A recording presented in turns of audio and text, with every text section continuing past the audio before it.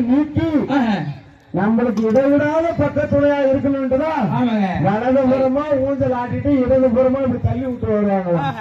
அத நிறைய பேர் ஊஞ்சல் ஆட்டும் போது என்ன செய்வாங்க தெரியுமா, இப்படி பூண்டு அப்படி தலையாட்டு வராங்க. அது மாதிரி செய்யவே கூடாது. வலதுபுறமா சில பேர் மடியில மடிக்கு அனுப்புறவங்க கட்டுவாங்க. சாமியை தொடவே கூடாதான் முதல்ல. அதுக்குதான் எதிர்க்க ஒரு முண்டிக்கிட்டே அதை வச்சிருங்க, தட்டிக்கிட்டே அதை வச்சிருங்க. ஆனா சாமியை மட்டும் இன்னைய தினத்துல தொடாதீங்க. இப்போ ஒரு மனுஷன் தூங்குற சாமியை போய் நம்ம கையால தொட முடியுமா?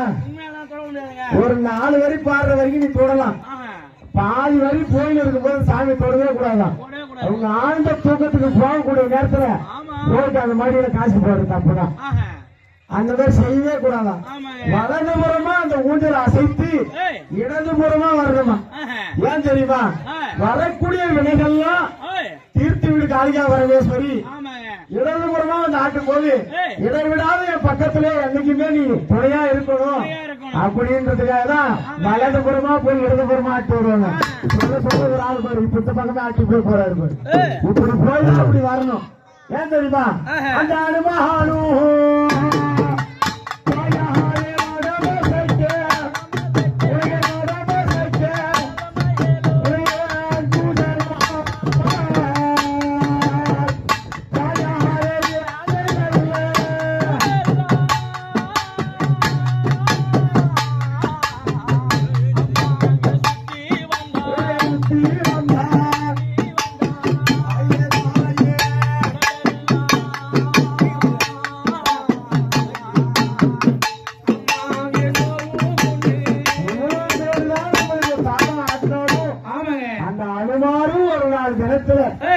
நம்மளுக்கு வந்து தாலாட்டு வரும்.